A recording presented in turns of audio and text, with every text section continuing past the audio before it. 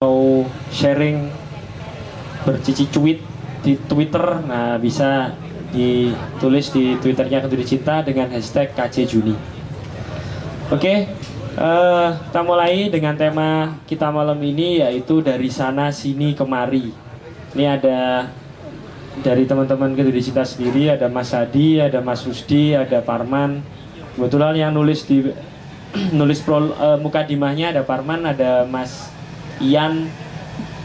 Jadi teman-teman sebelum Kenduri Cinta biasanya sudah membuat prolog atau mukadimah yang kira-kira akan dibahas di Kenduri Cinta.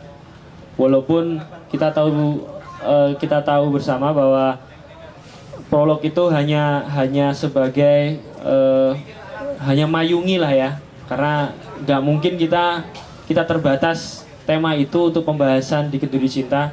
Kita bisa sangat luas membahasnya, bisa siapa aja yang ngomong, bisa apa aja yang dibahas.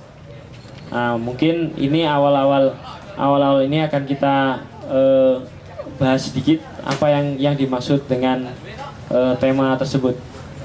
Silakan Mas Adi ya. Oh, Mas Rusdi dulu, silakan Mas Rusdi. Baik, assalamualaikum warahmatullahi wabarakatuh. Teman-teman sekalian yang di belakang, kalau dimungkinkan ini soal jam 10 nanti akan ada leto, diharap maju dulu lah, maju supaya enak. Kita nanti yang belakang itu kan tinggal ngisi tempat-tempat yang masih kosong, jadi mereka nggak ngelangkahin sampean.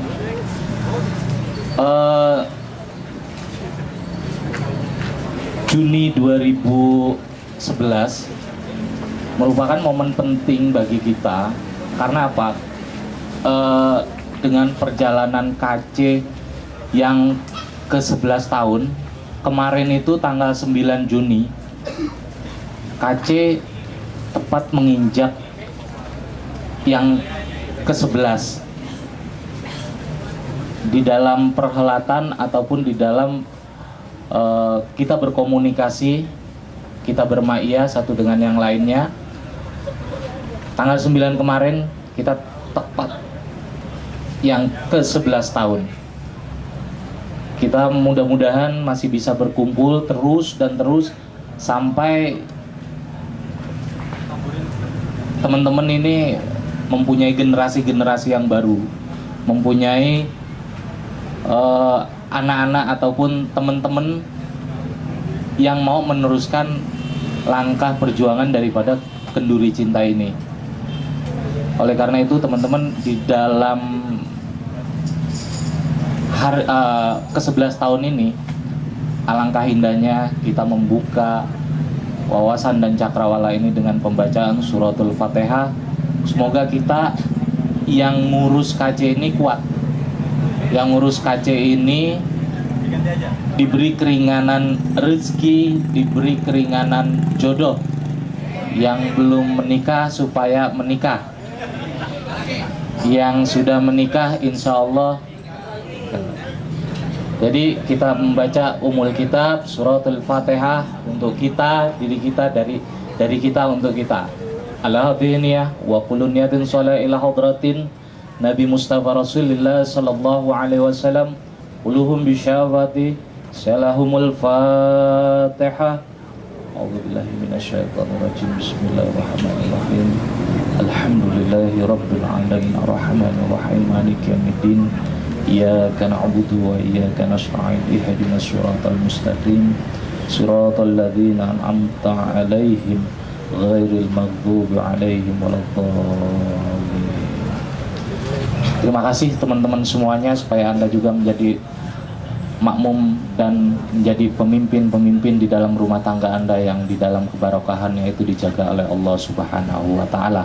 Amin ya Rabbal Alamin. Mas Hadi untuk prolog KC bulan ini, monggo. Karena itu dari Mas Adi, Mas Parman, dan Mas Ian. Gimana bahasa Jawanya, bahasa Tegalnya? Ntar ya. Apa lo?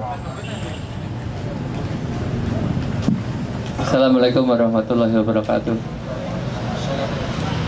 Untuk kesekian kalinya atau kalau mau dihitung tahun seperti kata Mas Rusdi tadi, alhamdulillah kita sudah 11 tahun di sini. Insya Allah Allah masih memberi kesempatan untuk kita berlangsung acara ini sampai nanti Allah menghendaki, sampai kapan kita belum tahu. Untuk malam hari ini memang tema di bulan ini judulnya adalah dari sana sini kemari. Banyak yang bertanya apa sebetulnya maksudnya ini maksudnya ditulis seperti ini apa, cita-citanya nggak jelas, sampai yang nulis judul pun juga bingung. Dari sana sini kemari itu sebetulnya ajakan, perintah atau petunjuk atau apa gitu. Makanya sebetulnya kalau dari kata-kata itu mungkin bisa dilihat bahwa, coba Anda perhatikan dari kata yang tertulis di situ, mungkin apa yang kebayang dengan Anda. Kalau sana, sini, kemari itu artinya apa? Itu maksudnya berarti adalah itu menunjukkan tempat atau lokasi. Artinya ada di sana, di sini, dan kemari-kemari itu berarti kemungkinan di suatu tempat tertentu. Tidak mesti KC. Memang sekarang yang mengadakan KC, tapi kemari itu sebetulnya konotasinya bukan mesti KC.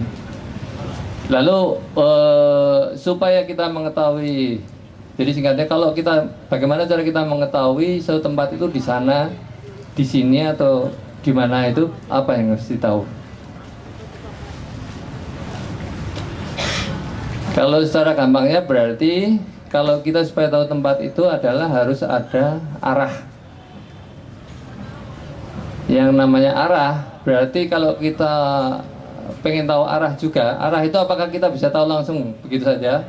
Misalnya kita mau ke Pasar Senen atau kemana, itu arahnya kemana? Nah, arah itu berarti sebelum kita menemukan arah pasti kita mencari apa coba? Petunjuk. Nah, jadi intinya sebetulnya bahwa ide yang kita keluarkan adalah untuk petunjuk itu sendiri, bahwa dengan adanya kenduri cinta itu seperti yang sudah pernah saya sampaikan, bahwa di dalam majelis ini insya Allah kita dalam majelis ilmu, dan kita di sini insya Allah bisa belajar untuk lebih mengenal lagi bagaimana petunjuk itu, dan di mana petunjuk itu ada, dan bagaimana mendapatkannya, sehingga kita bisa lebih terarah lagi apa yang selama ini yang akan kita lakukan dan sudah kita lakukan, sehingga insya Allah yang namanya petunjuk itu sesuai dengan harapan atau yang ditunjukkan oleh Allah. Atau secara gampangnya lagi, kalau Anda selama ini sudah tahu yang namanya sebetulnya kata dari sini sana kemari itu, kalau saya menyederhanakannya dari kalimat Allah itu adalah innalillahi wa innalillahi rojiun. Jadi singkatnya begitu aja. Untuk cerita perkembangan selanjutnya adalah Mas Parman untuk kembangannya. Silakan Mas. Oke. Assalamualaikum warahmatullahi wabarakatuh. Tema KC pada bulan Juni ini menurut saya menarik, karena menarik apa? Menarik dan mendorong, boleh.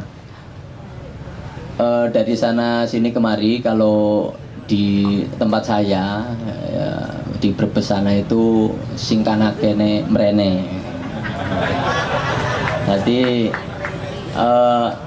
singkanakene mrene itu ada yang kemarin di Rebon itu singkanakene kere ya gitu. Jadi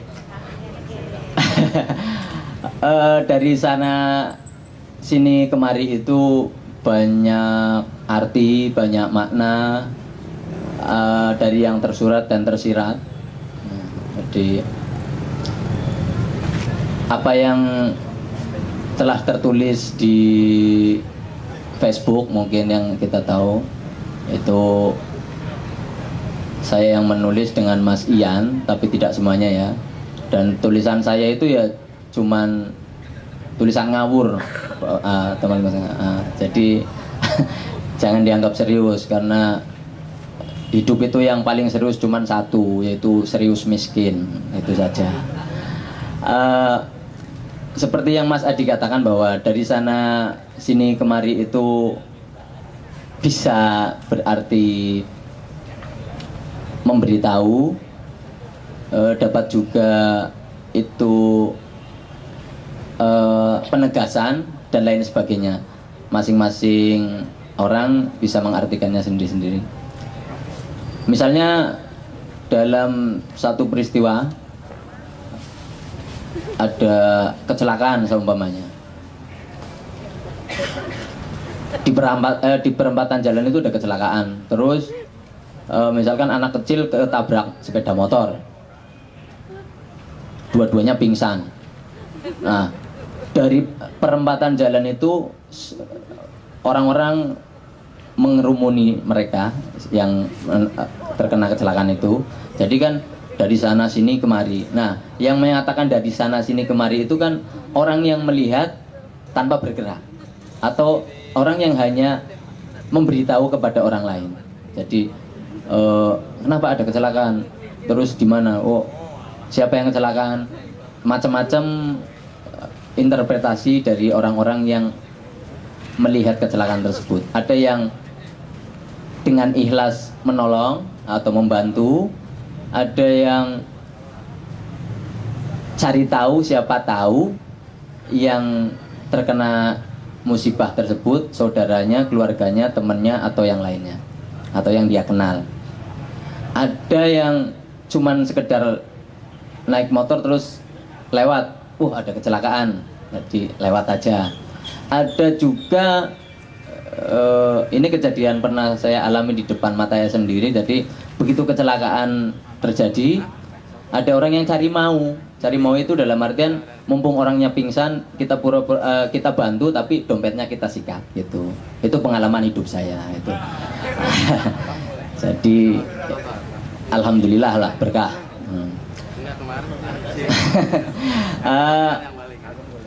Tapi kalau kita kaji lebih jauh lagi dari sana sini kemari itu, setiap umat manusia yang beragama itu akan mengalami hal tersebut. Misalnya orang Islam tempat ibadahnya masjid, orang Kristen di gereja dan lain sebagainya. Itu ada ritual yang kalau orang Islam setiap Jumat itu ada mingguan, sholat Jumat. Itu kan yang datang dari sana sini kemari. Jadi takmir masjid yang ngomong. Jadi ini jamaahnya dari mana saja? Oh, dari sana sini kemari gitu. Begitu juga di gereja dan lain sebagainya. Dan itu terjadi di mana saja. Begitu juga misalkan acara ini, komunitas Kenduri Cinta sekarang yang kita hadiri ini, juga yang datang itu dari sana sini kemari. Dan kalau kita tarik lagi ke yang lebih jauh, seperti yang kita tempati sekarang ini, yaitu Jakarta, itu pasti kalau misalkan Bang Matar yang ngomong, yang orang Betawi itu pasti mengatakan orang Jakarta itu dari mana saja, apakah orang Betawi doang? Oh, kagak. Oh, yang nempatin di sini dari sana sini pada kemari, pasti begitu. Dan kalau lebih luas lagi, yaitu bahwa di DKI, daerah khusus ibu kota, bahwa di sini tuh tempatnya daerah khusus ibu kota, yang ibu kota itu paling istimewa. Jadi Jogja dan Aceh juga kalah. Karena kalau kita lihat buku sejarah zaman kita sekolah, itu hanya Jakarta yang mempunyai kata pusat. Jawa itu ada Jawa Barat, Jawa Tengah, Jawa Timur.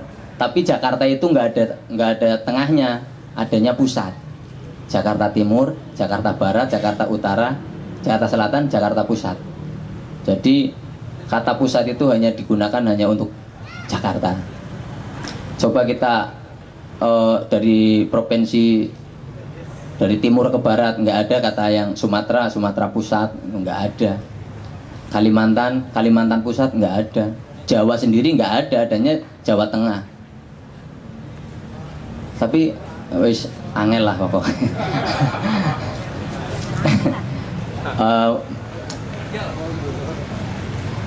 Kalau ke arah negara, tentu saja itu juga akan dikatakan oleh semua orang bahwa perebutan kekuasaan itu karena adanya di Jakarta.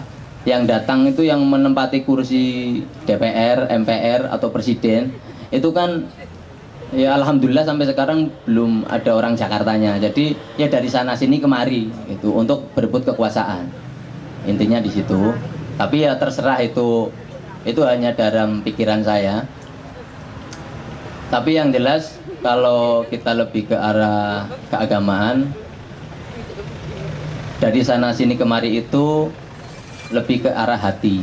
Jadi gerak tangan, gerak kaki, gerak pikiran itu akan berpusat di hati. Seperti dalam surat Yasin yang saya lupa ayatnya, itu kan nanti suatu saat nanti kita akan diminta pertanggungjawaban dari segala perlakuan kita di dunia itu. Al-yawma nakhtimu ala, iya gitu. Ya ayatnya yang gitu. Al-yawma nakhtimu ala. Terus yang terakhir bahwa manusia itu kan dari tidak ada menjadi ada, terus kembali tidak ada. Tidak ada itu ada dua. Yang pertama tidak ada sebelum emang belum ada. Tapi yang kedua tidak ada setelah kita ada. Tapi sama-sama kalimatnya tidak ada. Jadi ini susah lah filsafat Brebes angel ya. Dari tidak ada menjadi ada, kemudian tidak ada. Tidak ada yang pertama itu emang belum ada benar-benar.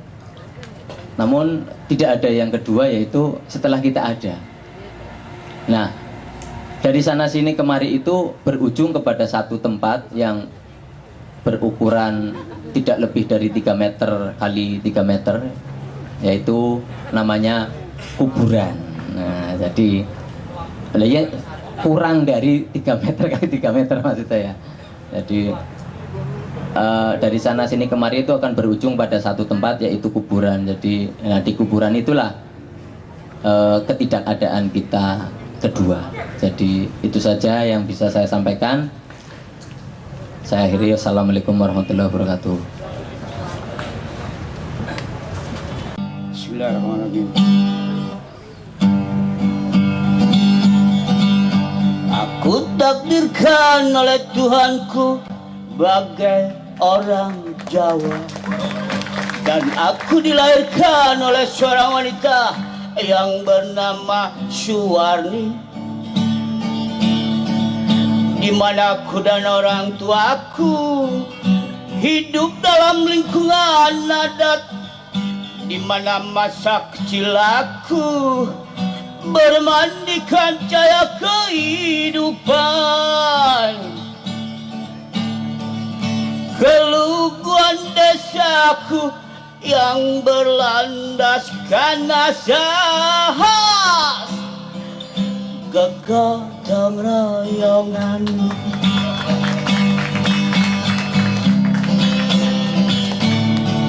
Seusia 6 tahun aku disunatkan tanpa perayaan yang besar, hanya ada selamatan,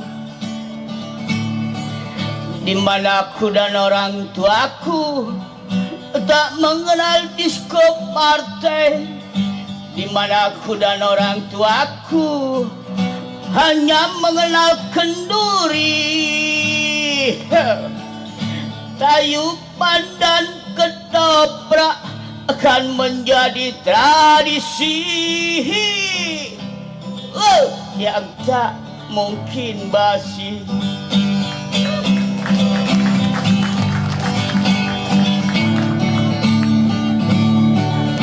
Seusia 20 aku dikawinkan dengan seorang perawan lugu yang berpantat gempal. Nurkasana nama istriku, seorang yang tawakal. Walaupun kita dua hidup bermodalkan akal, sembahyang dan bekerja kan menjadi bekal, semoga akan kekal.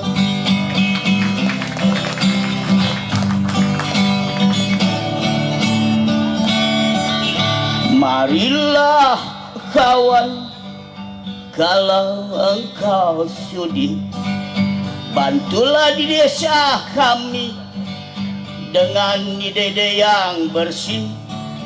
Tapi jangan kau kaburkan keaslian desa kami, tapi jangan kau kaburkan tradisi desa kami. Bekerjalah kawan, Tuhan merestui. Selamat kami ucapkan. Terima kasih.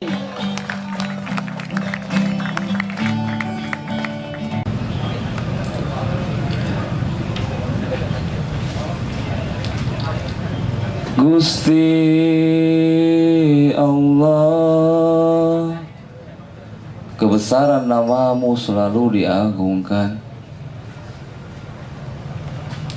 Syukur atas rizki adalah anugerah, tetapi itu semua takkan berarti apa-apa jika membiarkan batu tersusun rapih di dasar kalbu. Oh cakrawalaku, adakah damai jika hati diasah oleh dendam? Jika tanpa pengetahuan kemanakah langkah kan terayun? Adakah keadilan jika ketimpangan hidup jelas kelihatan? Jika pelaku kebijakan tanpa kearifan dan kejujuran, kemanakah norma agama? Jika kebaikan kajian masalah moral diabaikan, jika kesalahan dalam keseharian hidup dijadikan kewajaran, jika kerjaan tanpa arti soal asusila ditonton tanpa batasan, kemanakah sumpah jika pemuda-pemudi kehilangan jati diri sebagai insan, lalu tanggung jawab menjelma jadi keluhan?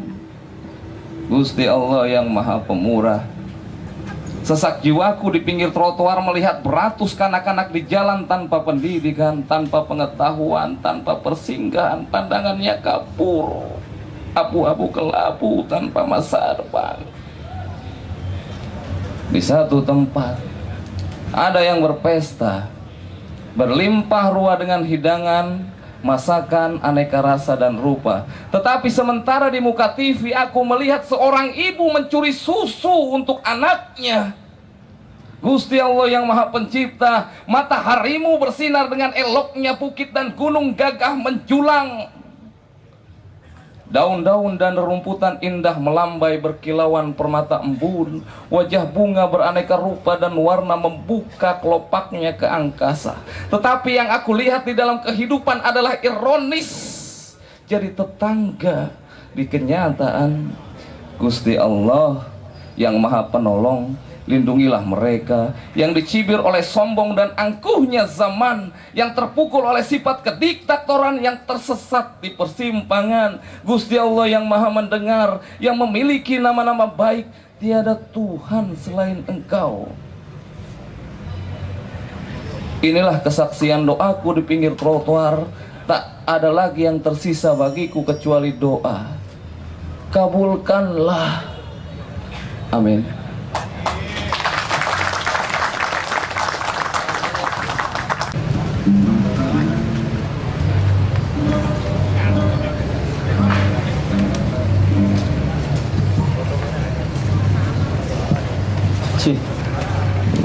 Ini kita baru kali ini, saya baru kali ini bersama Mbak Yuli. Grupnya jeneng kayak apa ini, Mbak? Dua stres. Assalamualaikum warahmatullahi wabarakatuh. Waalaikumsalam warahmatullahi wabarakatuh.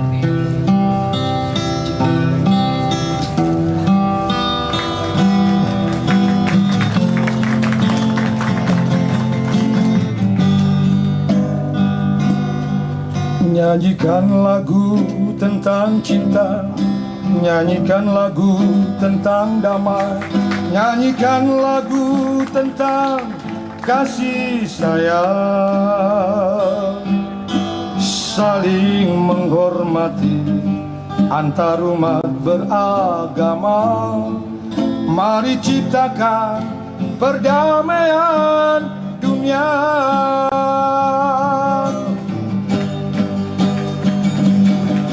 Walau berbeda suku bangsa dan berbagai macam agama, bagai taman Bhinneka Tunggal Ika, tetaplah berkasih sayang di dalam kehidupan. Surga neraka urusan Tuhan.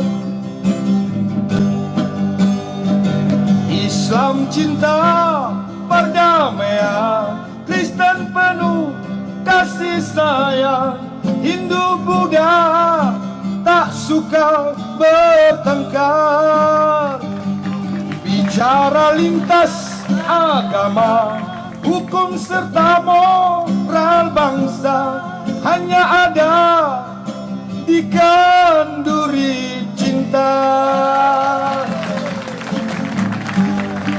Lestarikan budaya, lestarikan budaya. Jelas budaya bangsa.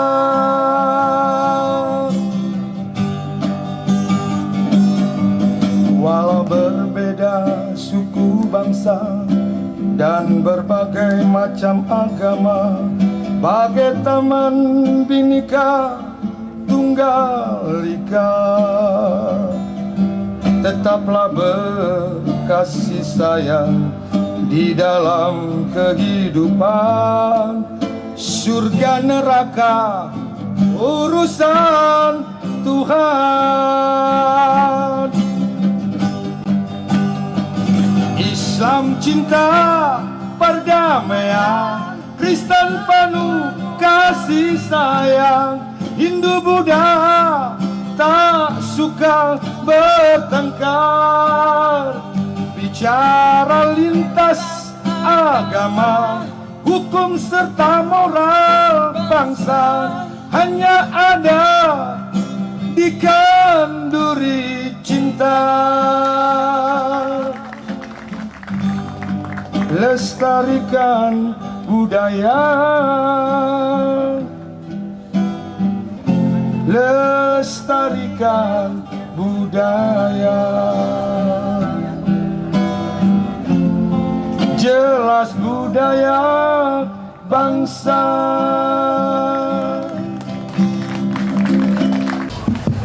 Bismillahirrahmanirrahim. Assalamualaikum warahmatullahi wabarakatuh.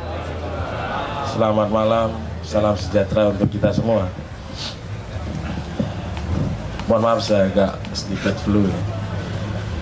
Teman-teman sekalian, pada kesempatan hari ini temanya apa sih? Dari sana sini kemari. Tadi udah dibahas ya? Udah dibahas sedikit. Ya biasa kita keluar dari tema. Saya minta Boim coba. Ayo. Biar ada teman juga.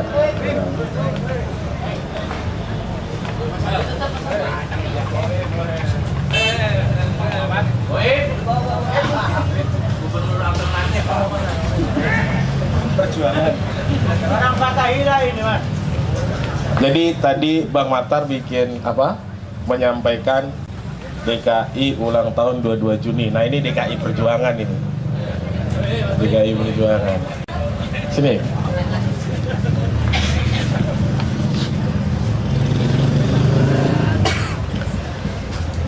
Jadi kita bahas yang penting ini, yang penting yang nyambung itu ada logical frame-nya. Mau temanya kemana saja larinya, saya minta Anda tidak merasa bingung. Saya minta Anda untuk bisa berinteraksi gitu ya. Yang penting secara logika kita nyambung. Kadang-kadang juga di luar logika juga nggak apa-apa. Teman-teman sekalian, Saya tadi baca ada selebaran yang dibawa oleh teman-teman aktivis, ada 9 kategori maling. Coba, mana tadi itu mas? Enggak, selebaran yang Dani, mana? Jumper, coba lihat. Stiker tadi mana, coba lihat 9 kategori maling, coba lihat.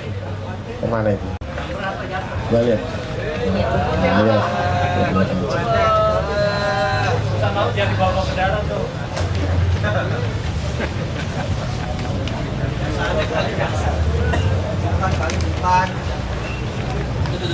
Ah, ini dia nih. Jadi 9 maling APBN, luar biasa. Maling wisata atlet, Wisma Atlet, kasus IT KPU, maling batubara PLN, maling stimulus APBN, maling batubara, maling Wisma Atlet, maling sama. Jadi ada 9 orang nih. 9 juga. Masih banyak sebenarnya, baru 9. Saya nggak tahu angka 9 ini karena apa. Nggak tahu ya. Jadi banyak maling.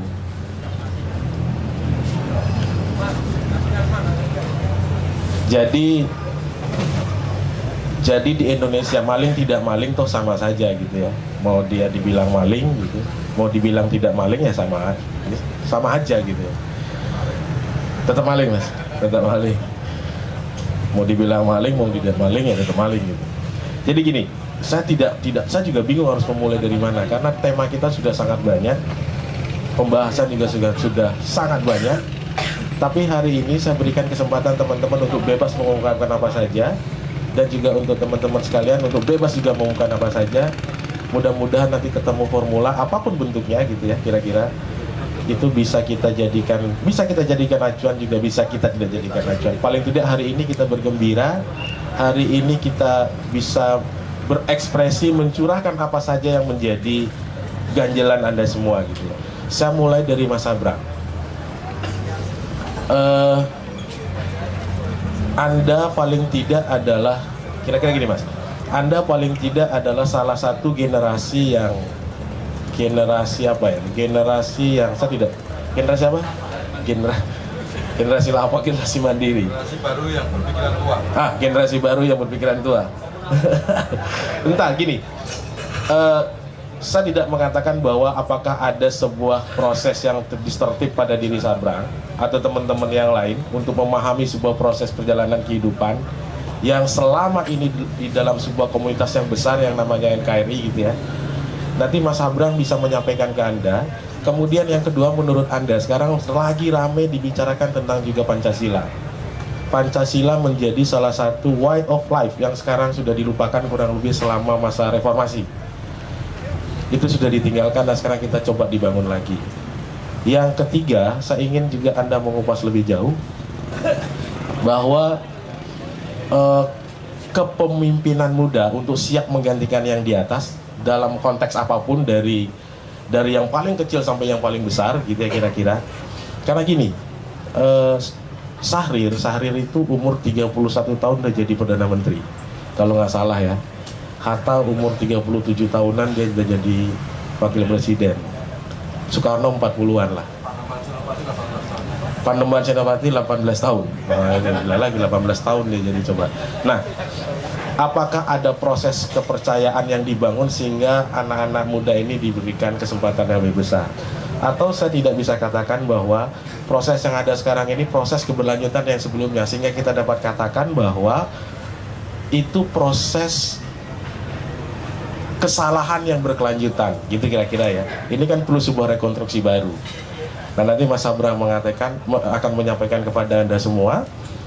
Dan juga yang kedua, ada sebuah upaya untuk mentransformasi budaya. Saya tidak katakan sebuah budaya itu adalah baik atau buruk, tapi paling tidak dia menjadi sebuah keluaran atau output dari moral etika yang terbentuk pada setiap individu manusia, gitu ya.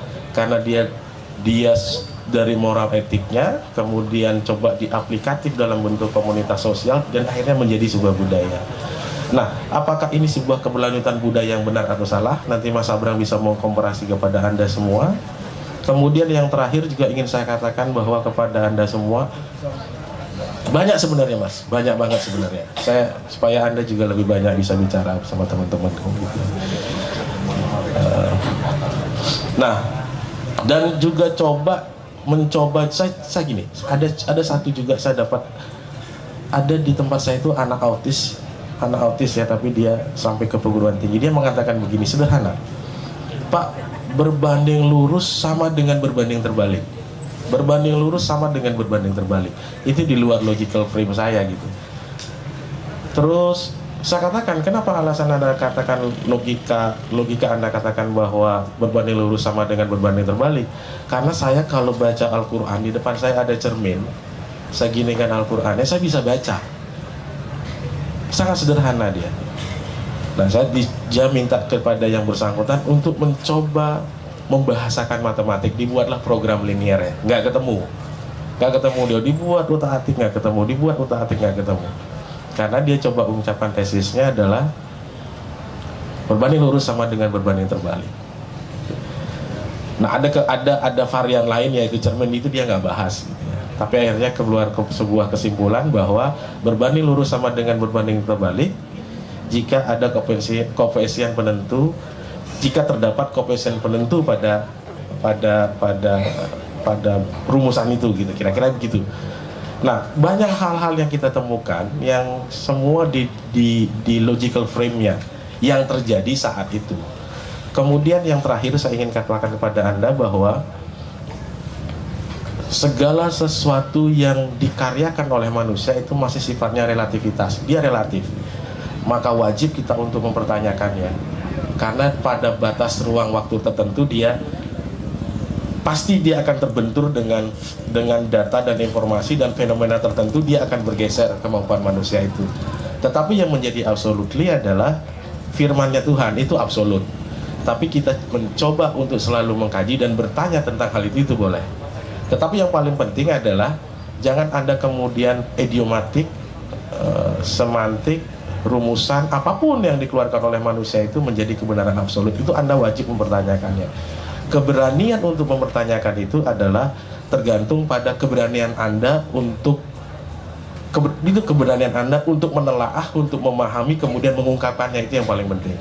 Nah, sekarang Mas Abrang, coba sampaikan kepada teman-teman kita semua bahwa bagaimana kondisi generasi kita untuk menggantikan posisi, bukan posisi kepemimpinan, tapi menggantikan sebuah posisi di mana sebuah generasi ini